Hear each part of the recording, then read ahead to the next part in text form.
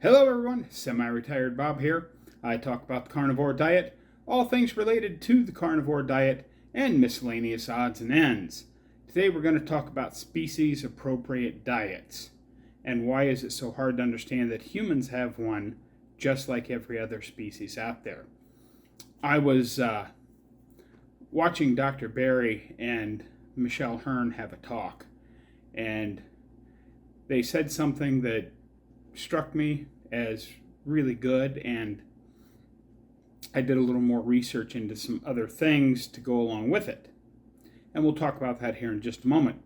If you're new to the channel, welcome. I'm glad you're here. I normally am out walking and making these videos because I do my best thinking when I'm outside walking, but it's only 27 degrees out there right now, so I'm not going outside to walk.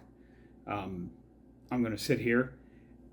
For those of you that have been waiting for me to get home into my studio, this is not my studio. This is my living room at the far end of the conference table, by the window behind me. I'm still working on my studio. I have to get some stuff out of the trailer because I'm not completely unpacked yet. I disconnected it yesterday and put it in its spot, but I can't get the back legs to come down. So I've got some more WD-40 on order. I don't know if it was all the rain or whatever it was. I had a hard time getting them up, and now I can't, because you have to like pull them out and swing them down. I can't get them to come down, and sorry about that. Without the legs under the back of the trailer, if I step into it once it's disconnected from the truck, it can tip and fall and do all sorts of bad things with me inside of it. So it's just going to have to wait. The WD-40 should be here on Friday. So hopefully I can get it all set up and get things figured out. But yeah, normally I'm outside walking. Sorry, I kind of went off on a tangent there. I've been doing that lately. But if you're still here, I mean, we're almost 2.5 minutes into the video. If you're still here, why don't you go ahead and subscribe? I'm hoping to get to 5,000 subscribers by the time of my 60th birthday, which is just a little over a month away. So why don't you help me out? Hit the like button, subscribe, go ahead and share this out. You have my permission to share my videos on any of your social media if you think of somebody that might need some of the information I'm talking about. It is supposed to warm up a little later, not a lot, 40 or 45 degrees, so I'm going to go out and get some walking in later, but it's not appropriate to record with the coat I'm going to have to put on, because my heaviest coat, which is really good, I'll be very warm, but it's a bright orange coat that I wore as a truck driver to keep you safe when you're outside the truck. It's it's high visibility orange, and I don't think that would look great on camera, so I'm not gonna record with that. But anyway, if you're new to the channel, welcome. If you're returning to the channel, I'm glad you're here as well. I want to thank each and every one of you for being here. It's fantastic. So anyway, let's get on into this. What they said, they were talking about why do they respect some problems with a diet but not others? Because if you go to the hospital or a doctor's office or nutritionist or whatever and say that you're lactose intolerant, it's not like, oh, okay, well, here, let's make sure you get 10 glasses of milk a day, and then we'll give you some pills to counteract the problems that you have with lactose. No, they just say stop drinking lactose then, which is milk sugar. But people that have problems with carbohydrates of whatever form, whether be added sugar or grains or whatever it is, they want to tell you to eat that in moderation. They're not happy unless you can eat everything and in moderation. Well, I can tell you for a fact I am not a moderator. If I were to say, oh, I want to have a little bit of ice cream, which, I mean, we're all adults. We can have whatever we want. You can say that's carnivore or it's not carnivore, but you can have whatever you want. You're an adult. But I know me. If I were to go out and buy a pint or a quart or a half gallon or a gallon or one of those big 5-gallon tubs of ice cream, no matter what size I bought, it would become a single serving container. I can't moderate. Once I get started on sugar, I don't stop until it's gone. And I have to stop because to have more, I'd have to go back to the store and get it. But yeah, eat the rainbow. Dumb. But anyway, one of the things that I looked at, talking about a species appropriate diet. Why do people think this looks just a hair crooked to me? Does it look a little crooked to you? Oh, that's worse. There we go. How about that? I still haven't been able to find my tripod or my selfie stick that I use for my phone, so I'm using that old one still. I'm sure they're in my trailer somewhere, but because I didn't have any of the furniture bolted down, things kind of shifted all over the place, and there's like a big pile of stuff in the middle of my trailer, and I'm sure they're buried underneath that. I'm not going to find them until I can get the legs down, open the big back door up, and just start taking everything out of the trailer and loading it into the garage. So we will find those eventually, but for the next few days, we're just going to have to make do with what we got. But yeah, all of the anthropological data from research that they've done, stable isotope studies and all that, show that we've eaten, as humans, predominantly meat and fat for a very long time. And I got thinking, what do some of the other, are there species appropriate diets for everyone? I mean, we all know that our cats are carnivores. Cats thrive on meat. If you make them eat plants, they get sick and they will eventually die. Cats are obligate carnivores. They have to have meat to survive. Dogs, pretty much the same way. They can eat some other things, but dogs thrive best on meat and bones. But let's look at some of the plant eaters out there. Pandas. Pandas don't travel very far, and people say, oh, well, pandas are plant eaters. Yes, they are, but pandas, as I've discovered in looking around, 99% of their diet is bamboo. Pandas eat bamboo. They don't eat a whole bunch of other plants. They eat bamboo. Isn't that interesting? Gorillas eat several different plants, but because it takes so much of it, they literally have to eat all day.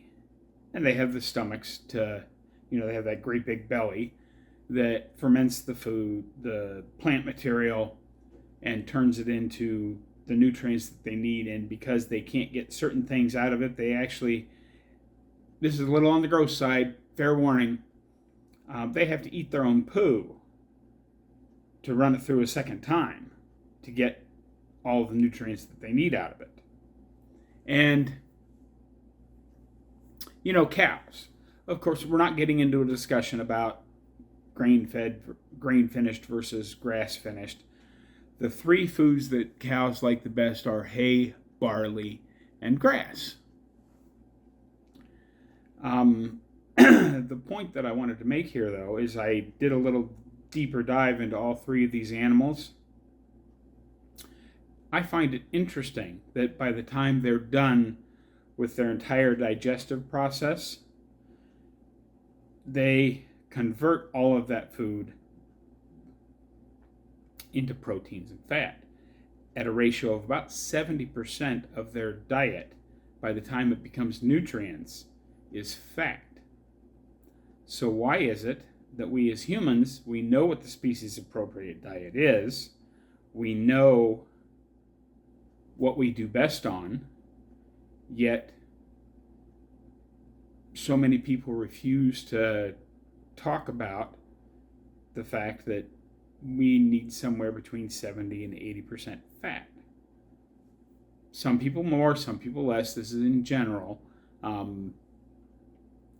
I've always said anywhere from a 1-to-1 to a 2-to-1 ratio, somewhere in there you're going to find your appropriate human diet, or as Dr. Berry says, the proper human diet. So, why is it that of all of the species on the planet, and I think you will find that all of them that live in the wild have a very specific diet that they eat. They'll eat this plant or one or two plants. Lions eat game. They hunt down animals and kill them and eat them. Most big cats do. Hey, editor, can we edit that out? No? Oh. So what this means is that we as humans do have a species-appropriate diet, and it is the muscle meat and associated fat of large ruminant animals. We can eat other meats, but as Professor K would tell you, you want a good portion, at least 80% of your diet, to be ruminant, and then pork and fish and chicken and all of the other meats should only make up about 20% of your diet. I don't know. I'm certainly not going to disagree with Professor K because he is an expert. But I know quite a few people that eat more than 20% of their diet is pork and fish and things like that. So this is where it comes down to your own N=1 experiment. You have to find what's right for you. And you do that. First, you do the elimination. Beef, butter, bacon, and eggs is a good place to start. Or like I do, Lion Diet, which is just ruminant meat, salt, and water, and coffee. But we won't talk about that today. Once you get to where you feel good, eating just ruminant meat, salt, and water, or beef, butter, bacon, and eggs, whatever your elimination diet looks like, then you can slowly add things back in and see what your body reacts to and how you feel on it, doing one thing at a time. Where I got myself in a little bit of trouble there at the end is I added back pork and eggs and tuna and Spam and some canned sausage patties, because I was just trying to stretch my dollar. And I don't know what it was, but one of those things slowly made my joints start to hurt just a little bit again. Not a lot, just a little. So I'm back on the Lion Diet, trying to see where things, if I can get everything back to where it was, and then I will slowly add things in one thing at a time, just to see what happens. And you have to do your own N=1 experiment, because what works for me may not work for you. I know if you're part of Dr. Berry's community, I believe this Friday, Nisha's doing a whole broadcast on how to add foods back in and how to do it properly. I'm looking forward to that. That should be a good one. If you're not part of the Dr. Berry community, it's $5 a month. I believe it's KenDBerryMD.com is how you find it. It's on the Mighty Networks. And like I said, it's $5 a month for all the extra information you could possibly want. This is not a paid advertisement, by the way, just my personal thoughts on if you're going to spend money on something, that's the first place I would spend money. I did want to add one quick thing in here because I've been doing that collagen experiment. And I had somebody ask about what kind of collagen I'm using. I'll put a link to that in the video description. I have not been using the full suggested serving amount because it says 2 scoops. And looking at that, you'd probably get maybe 15 or 20 servings out of the can, and that all that kind of stuff is really on the pricey side. So I'm doing about a half a scoop once a day, which is about a quarter of the suggested serving, and I'm getting results with that. My skin looks better. I don't know about hair and nails because I've been chewing my nails off my hands for decades now, and every time I try to stop doing that, I get bored, and while I'm watching something on YouTube or I get distracted, my finger ends up in my mouth and I end up chewing on my nails.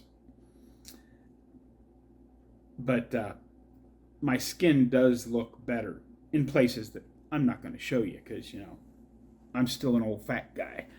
But my skin is better with just a quarter serving. And if I stop seeing improvements, I may up that a little bit as we go. But for now, and again, it's only been a couple of weeks, so I don't want to do a full review on the collagen powder that I'm using, but I don't know that there's a lot of difference. As long as you're buying a good collagen, it should be okay. But I'll put a link to that down in the description if you're interested in it. But that's what I've got for you today. It's supposed to be warmer tomorrow and it's supposed to be warming up throughout the week, so hopefully that happens very quickly because I don't like just sitting inside here. But anyway, that's what I've got for you today, folks. I hope you enjoyed this quick little sit-down talking video. Don't forget, get out there, be 1% better today. Have a great day, everyone. I will see you tomorrow.